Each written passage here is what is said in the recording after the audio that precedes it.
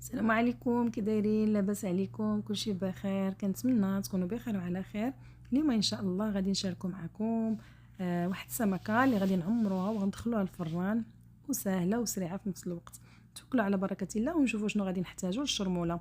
هنايا عندنا القزبر ومعدنوس، الثومه، الابزار، سكينجبير، الخرقوم، الكمون، التحميره حلوه حاره، القزبر مطحون، الهريسه، ورقه الغار مطحونه، وعندي هنايا ضمط البنه ديال السمك. اللي عنده الإقامة ديال الحوت ممكن يديرها، والملحه. غادي نزيدو طبعا الحامض، راكم عارفين الحامض ضروري في الشرموله.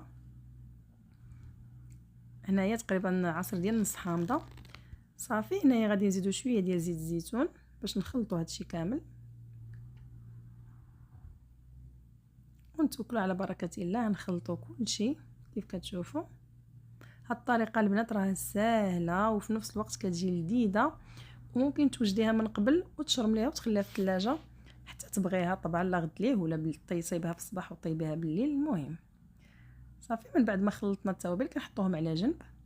كناخذوا مقيله، كناخذوا بصله يعني تكون كبيره شويه، كنقطعوها رقيقه بزاف، كنديروا معاها زيت الزيتون وكنشرملوها مزيان مزيان حتى كيولي اللون ديالها ذهبي كيف كتشوفوا معايا. كنزيدوا معاها 2 معالق ديال صوص طوماط، دابا هكا غادي نزيدوا من ديك الشرموله اللي صايبنا، غادي نبقاو نزيدوا منها. طبعا هنا درت 2 معالق كبار، واللي كيعجبو يعني الماكله تكون متبله بزاف راه ممكن تزيدوا. هنايا غادي نزيدوا الشامبينيون، وانا عندي غير المعلب صراحه، اللي عنده حتى الشامبينيون واغ ممكن يديروا، راه هو كيجي لذيذ. صافي كنخليوها تشحر مزيان مزيان كيف قلت لكم. هنايا الحامض مصير، زدت الحامض مصير، راه ضروري البنات لان مع الشعريه الصينيه كيعطي واحد اللذه رائعه بصراحه. واخا درنا الحامض من قبل ماشي كافي، دونك خصنا ضروري نزيدو شويه ديال الحامض مصير. وغادي نزيدو من بعد الكروفيت. كيف كتعرفوا البنات اللي عنده الكروفيت فريش ممكن يخليه حتى الاخر ويزيدو بلا ما يطيبوا، ولا ما عندكش انا كان عندي كونجيلي فدرتو هكا يتشحر شويه باش ما يبقاش فيه الماء.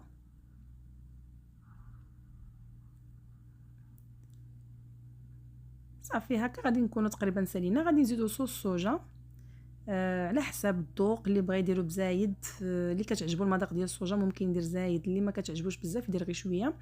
وهنايا زدت انا حتى يعني تقريبا جات ديال معلقه كبيره ديال صوص ترياكي، حتى هي راه كتعطي واحد اللذه رائعه. صافي من بعد ما سالينا غادي نزيدو دابا الشعريه الصينيه، طبعا اللي كنكونوا درناها في الماء من قبل وقطعناها، راكم عارفين العيالات المغربيات تبارك الله راهم حادين، ما كاينش اللي ما كيعرفش هذا الشيء، يعني غير البنيتات المبتدئات. كنزيدو الزيتون مقطع هكا.